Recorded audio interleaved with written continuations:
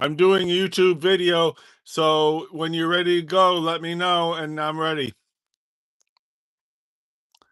So we're doing a review of recent achievements. This was Paint from Life out at in Oregon. Here is my lineup of Jessica Redford style flowers.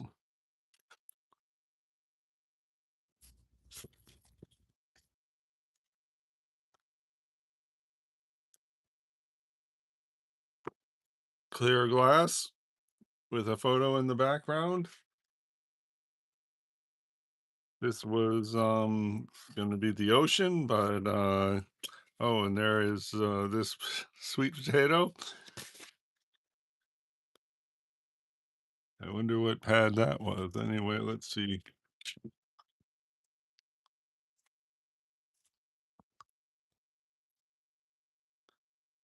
Here's a recent fun project cat with a mouse there. And this was a half yellow apple. Here, this was a real pear. This was a photo of a pear and a metallic object. And this was another photo of a pear. So you could see all these on real-time watercolor painting if any of them, uh, it, prick your curiosity. Two pairs from life, try. Oh, that one. This was another, this was a photo of an onion, which the photo is actually like that with the shadow. And then I turned the photo sideways, put a clear glass half full of water, and then I took another photo, and then we used that as a photo reference, and that way the viewer could see exactly what was happening. And yeah, it looks like an onion, and it's supposed to be flat. This shadow is the shadow of the glass, I think. And then here, another clear glass. This was a pencil sketch that I meant to refine into an elegant beautiful pencil sketch, but I only got that far. That was like 30-40 minutes on that. And this was an apple sitting on top of a photo of a pear. And so that's why that shadow is like that. And let's see. This was a pear sitting on top of a photo, and this was a broken plate. So we had the 3D pear, the broken plate, and then the photo is on the bottom. And I thought the broken plate came out great. This was arches versus cheap watercolor paper. And this was the arches. I don't know where the cheap watercolor paper version was, but it was the same thing. It was a pear and the white onion.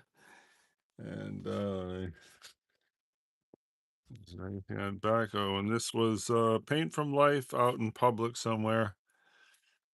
I think that was Key Biscayne. Here is an attempt at a manga character and popular character. Some people recognize him. I don't know. This was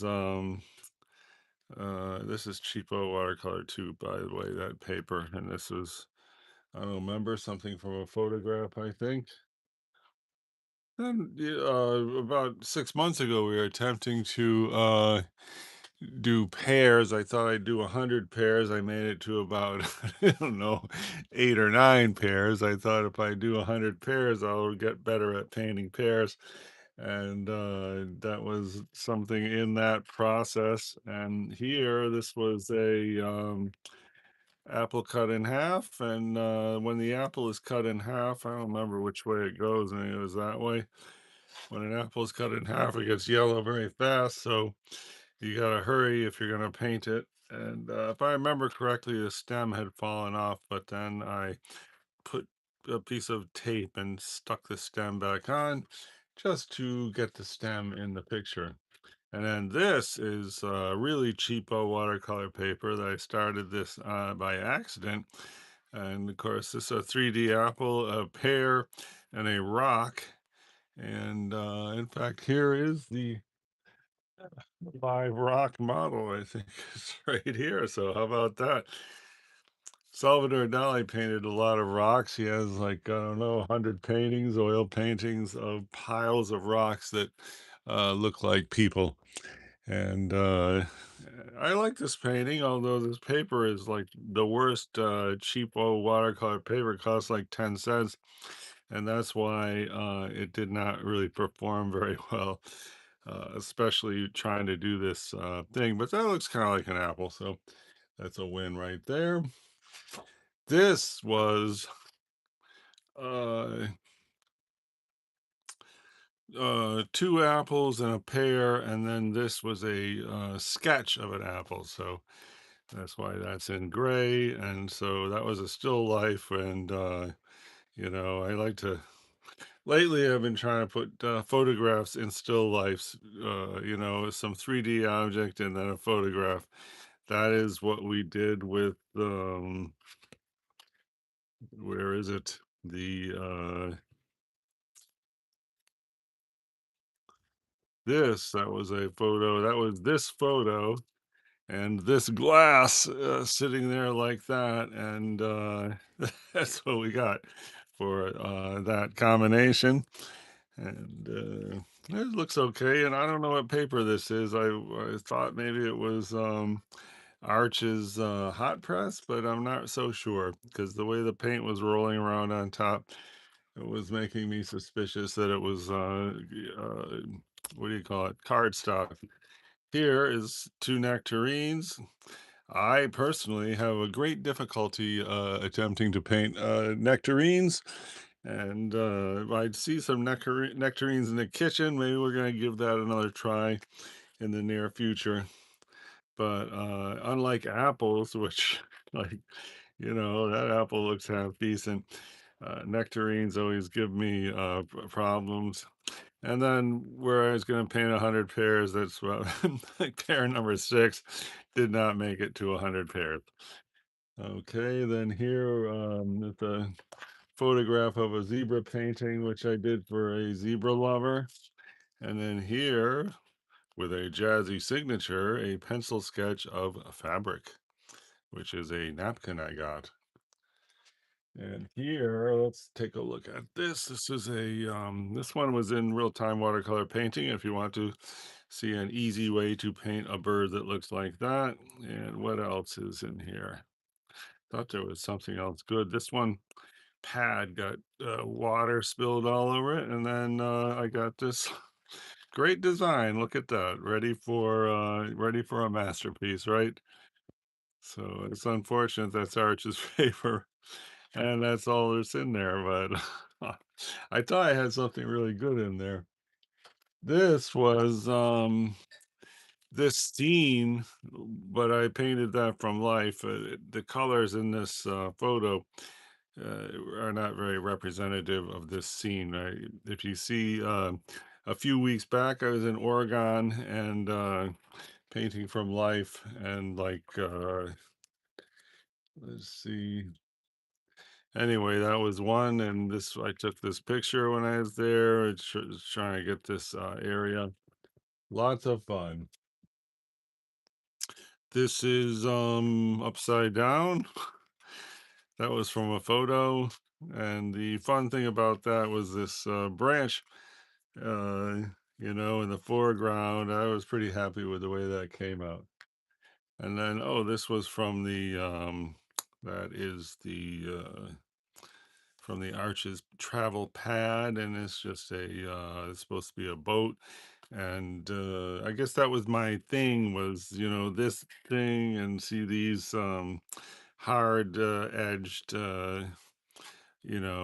things with a misty background. So that was, I did these very close together, within a few days, and that was my time for attempting uh, the what do you call it?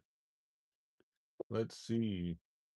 So this is was paint from life at Ruby Beach. in Oregon. And here I found a nice looking pad, so that's going to be good for next real-time watercolor painting. Oh, and then here, this was from a photograph I took in Oregon, and I was hoping it would be come out as good as like this, but I don't know if it really did. Paint from photograph, and which I took the picture, so I was supposed to have a connection.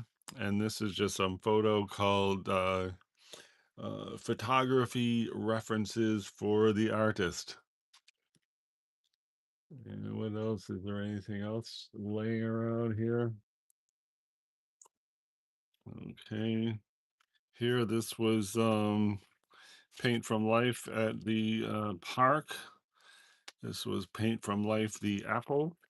That this was the same apple I attempted to paint for practice, and then this was the real thing. This is on this is the Stonehenge 300-pound paper, and those don't look that great. This one looks okay. Looks pretty much like an apple, right?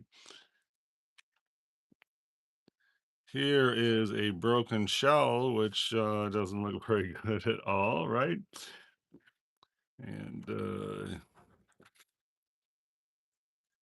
let's see, this is a few years old. That was at a lake, painting what was on the other side of the lake. I think that was before the age of real-time watercolor painting. Although this, whatever that is, that was I think that was found in real-time watercolor painting. There's an onion paint from life with the onion skin. Another one of the many pair attempts.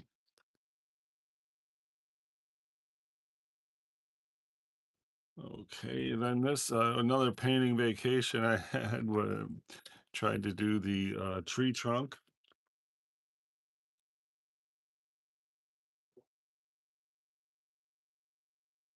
bunch of photo reference. Yeah, you ready? Okay, becoming. And just last but not least, there's a tomato. Didn't come out very good at all.